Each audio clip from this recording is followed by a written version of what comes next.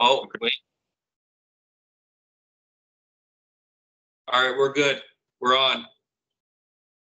Okay, no more technical difficulties, guys. We're rolling. We're here. More energy this week. Bro, you were flat, man. What, last week? Yeah, and we were the first time we were live in weeks, and this guy had zero energy. I didn't think it was that bad. I actually rewatched it, but what are you drinking right now? That would be a President's Choice Blue Menu sparkling water lime flavor. I don't know if you've had these, bro. These are I love these. They're so good. I drink one a day. They're better than bubbly? Like champagne? No, I said, are they better than bubbly? Oh, that drink. I haven't tried bubbly before. Oh, you haven't? Oh, that's why you're like champagne. That's hilarious. Yeah, I gotta try bubbly. There's a lot of good flavors I heard though. Yeah, it's pretty good. And then there's AHA, but we're getting off topic here. We do have some fights this weekend. We had some fights this past weekend. Let's start with Manny Pacquiao versus Yordenis Ugass. So we both called it right. We both thought Ugass was gonna win. I don't remember. Did you say stoppage or decision? I said decision. You said split decision Manny Pacquiao because you didn't think he'd get the decision. Right, but I thought Ugass would win the fight though. Yes. I thought the judges were going to be, just typical boxing, typical combat sport judges just do what they do and give it to the house fighter, especially in Manny Pacquiao being one of the biggest stars in combat sports of all time.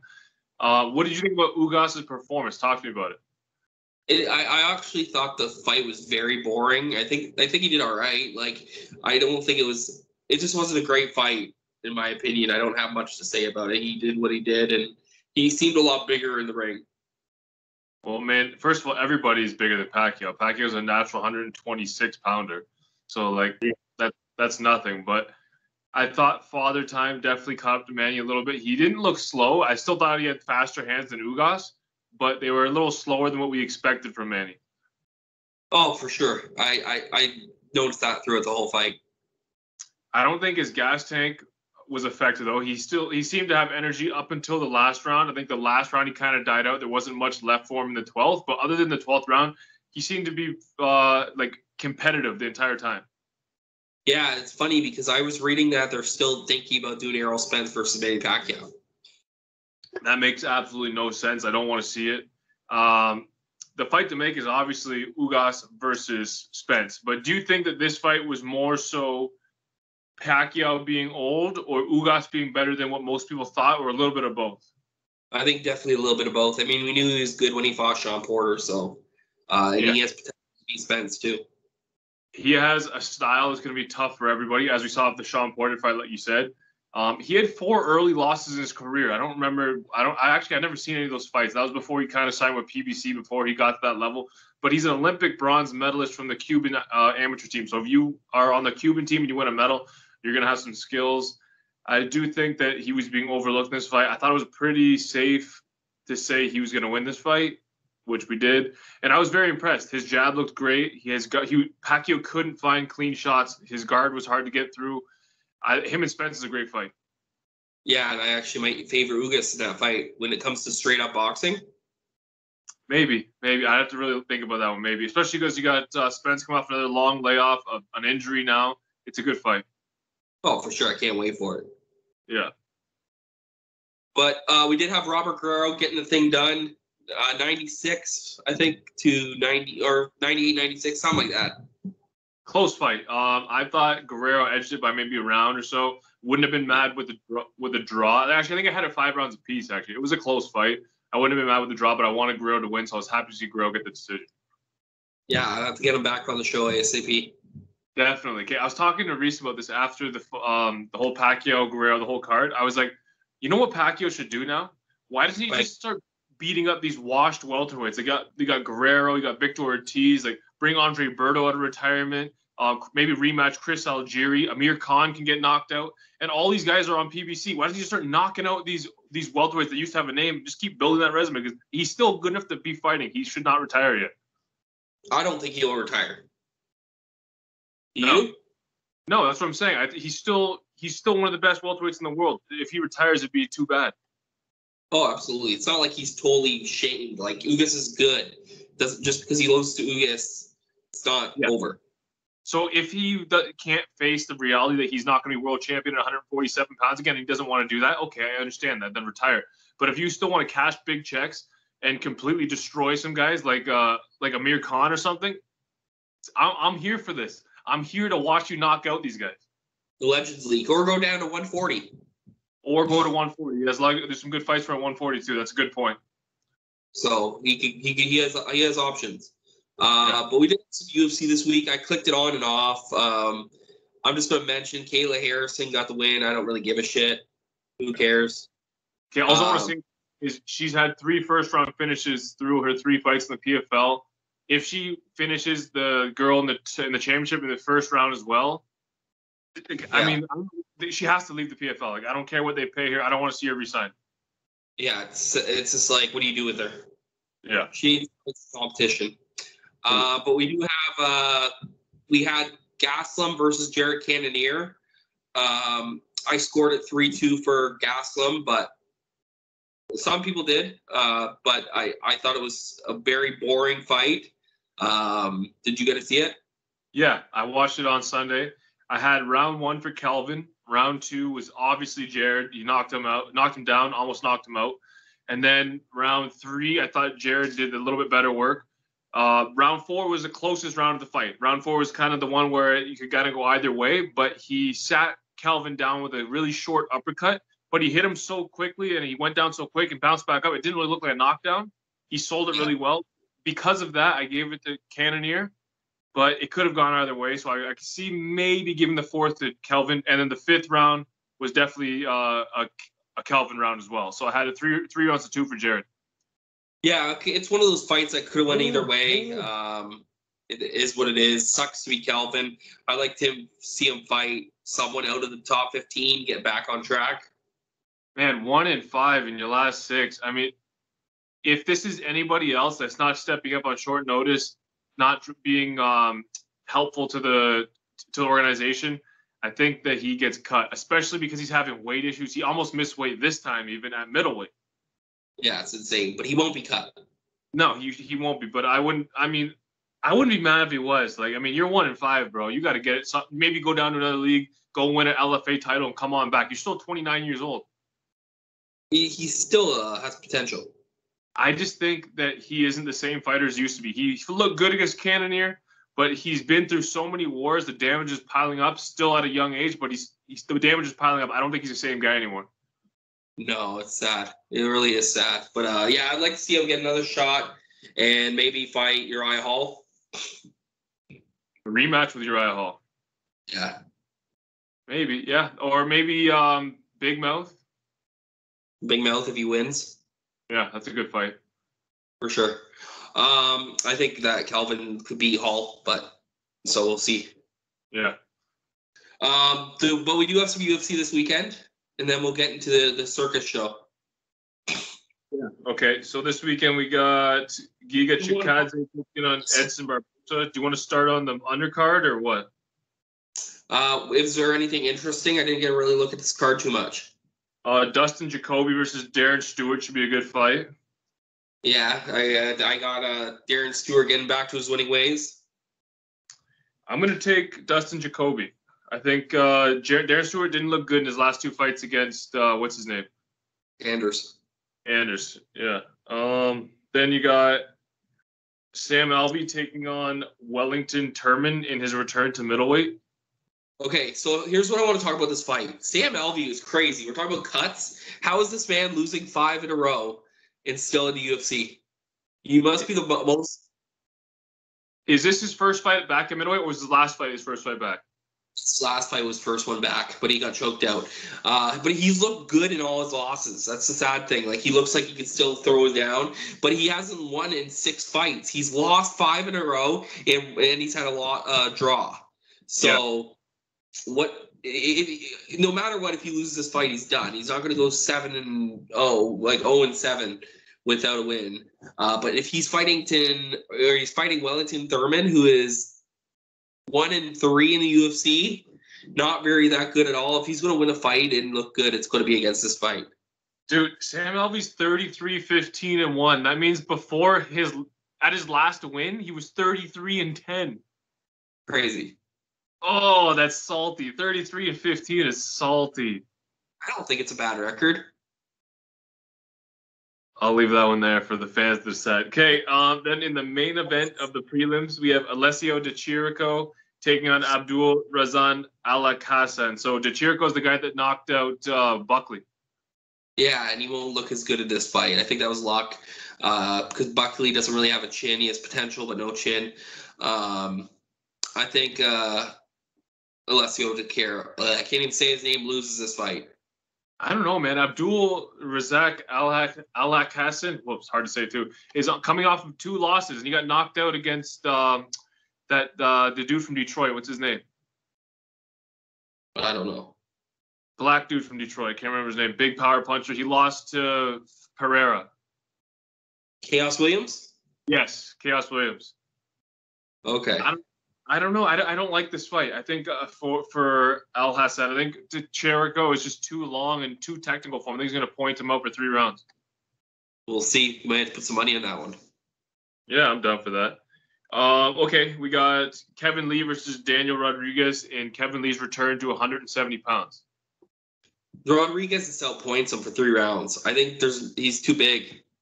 He is, but how is his anti-wrestling? We've never really seen guys try to just spam takedowns on him. Lee could get him down and hold him there. And his cardio should be better at 170, right?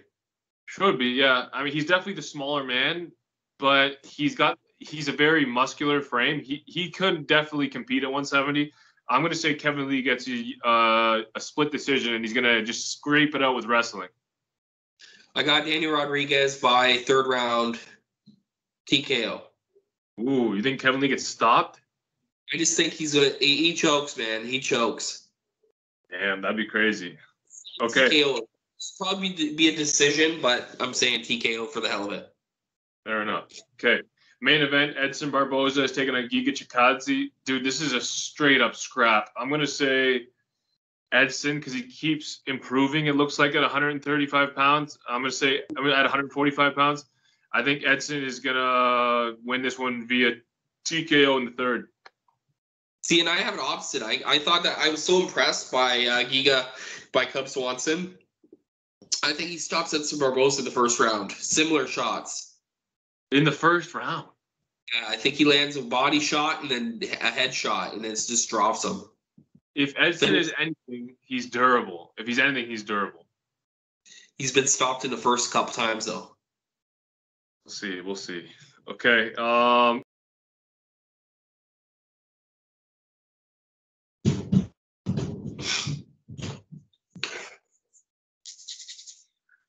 right, so we do have some PFL this weekend.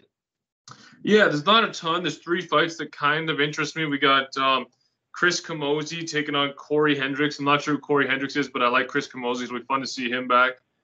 Antonio Carlos Jr. versus the PFL champion, Emmanuel Sordi. And then the main event, Brandon Lonane versus Mavlid Kabalayev, which is an amazing fight. Yeah, I'm not interested in this card at all. And I'm telling you, that main event's fire. That's going to be – watch that main event. I'll watch it, but I'm just not too familiar at all with either. Fair enough. I'm going to take Lonane. I just like the way that he throws his hands. He seems to have great takedown defense. Kabalayev, is very dangerous if he gets you on the ground, but I think he's going to have a hard time getting Lonane down. Lonane is longer. His sprawls and the way he's kind of turns his hips to the side on the fence. He keeps guys low. I don't think he's going to be able to get him down real easy, and he's going to win the fight on his feet. Might even knock him out. Oh, okay, yes, I did see him fight a couple times. I know you're talking about the Dagestani, right? That's Kabalayev, yeah. Yeah, I've seen him fight. Yeah, I know what you're talking about. But it should be a good fight. Never mind. Okay, in the biggest fight card of the weekend, we have Jake Paul taking on Tyron Woodley in the main event, where Jake Paul is actually the favorite. But I just want to give a quick little shout out to a couple fights on the undercard, because it's actually got a solid undercard. You got Tommy Fury taking on Anthony Taylor. I think he's some Bellator fighter. I'm not 100% sure. Then you got Ivan Brancic, who's having his first fight back since getting viciously knocked out by Zepeda. Remember that knockout with that fight last year on Top Rank, where there was like 6 knockdowns between the two of them? Yeah. Yeah, so he's taking on Montana Love, who's a up-and-coming 140-pounder, so that should be a good fight. And then I'm going to take Brancic. I think the beast gets it done. It's just, his pressure just usually handles guys. Daniel Dubois is making his U.S. debut, taking on Joe Cusimano. No idea who that is. It's definitely just a showcase fight for Dubois to start some guy in the States and build his name. And then one of the pound-for-pound best female boxers in the world, Amanda Serrano, is taking on Demilith Mercada to unify some women's featherweight titles. So it'll be good to see her get some love as well, because she's one of these female boxers that's been around for a long time that actually doesn't get the love she deserves. Clarissa Shields and Katie Taylor's kind of stealed the show. Oh, for sure. I agree with that. Okay, what are your thoughts on the Paul Woodley fight? Talk to me. I don't agree that he should be the favorite, but I think it's going to be rigged. I do have Jake Paul knocking out Woodley in the second round. I think that there's some kind of rigged. I just think from the last fight, something seemed fake, and something's going to seem fake with this one. If you could fake anything, it's in boxing. Just saying, I got Woodley by getting knocked out in the second round. It's a circus. I told you, though. I told you last fight, Ashman was getting knocked out in the first round. I told you that. Yeah. We saw that. It happened. I mean, I don't think that's not rigged, dude. It's just one's a boxer. One's not a boxer. Hold on, Marshall. One has been boxing, and one guy was a retired dude with a broken hip. So, I mean, what do you expect? That's just the way it works. But for Jake Paul to be the favorite over one of the greatest welterweight UFC champions of all time is an absolute disgrace. I can't believe it. What is he? Plus 160 for Tyron is looking real nice. If it's not rigged, then that's the bet to play. If Jake Paul wins this fight, it confirms that we're living in a simulation. This isn't a real world if Jake Paul knocks out Tyron Woodley. Yeah, and that's the sad thing, really. I mean, I don't see him able to take Woodley's right hand, so I don't think he's going to throw it as much. I don't know. I just think that Jake Paul wins this fight. Okay, who do you think hits harder? Woodley. Who's faster? Jake. Who's got the better fight conditioning? We've never seen Jake go past the first 2 rounds. That's true. Woodley for sure. He's been 25 minutes with Cameron Usman. Dude, I don't know. I just think if it gets out of 2 rounds, this is Woodley's fight to lose. Even in the first 2 rounds, because if they're trading bombs, that's a dangerous game for both of them. Both of them can crack. I wouldn't play that game if I was Woodley, but he could still win that. He could definitely lose as well. But once we get past 2 rounds, I don't see how he loses this fight. Yeah. And how many rounds is it? 8 threes, 8 3-minute rounds. That's crazy. It could have been 12. I mean, well, that's the 8 threes is usually, that's the same as 3 5s. 5 5s, that 24 and 25 minutes, the same thing. Yeah, absolutely. Yeah, Woodley should get it if it goes to decision. I mean, even in that case, I wouldn't be surprised if Jake Paul won it because they want to put piece up his name. Yeah, just remember, there's a reason that Jake Paul made this fight have a rematch clause. There's a reason for that. Oh, so there is a rematch clause. Because he's got a little bit of in the back of his mind. He knows he might be getting taken out on a stretcher. He gets hit with that right hand. I don't know. I do got Jake Paul by second round stoppage. Okay, I'm going to say Woodley via first round knockout. Really? I see him just destroying this guy. I don't know what Jake has to stop him. And he's what's it called? And then the rematch would be Jay Leon Love versus Woodley. And I think Woodley could still win that. Because Love's a bitch. Such a bum, bro. I can't stand that clown. I know. What world title? Yeah, bro. What title? Let alone world title. What title? Exactly. Did anything else happen besides Damian Maia and Jimmy Rivera getting cut? Kareem has a fight. Fury and Wilder got removed from the BoxRec pound for pound and heavyweight rankings due to inactivity. I think it's kind of bullshit because it got taken off because of COVID, got pushed them off, and then Fury just got sick. So I mean, like, to take them off now is kind of dumb. It's not really right, but it is what it is. That's stupid. It is stupid. I don't even know why I mentioned it, but whatever. But we got Overeem has a fight in boxing again. Yes, this could be the biggest fight in Glory history if they promote it right. Yeah, it could be good. It could be good. I'm definitely excited, and that's a kickboxing fight we'll definitely be covering. So stay tuned for that. Absolutely. All right. Is there anything else before we let you go?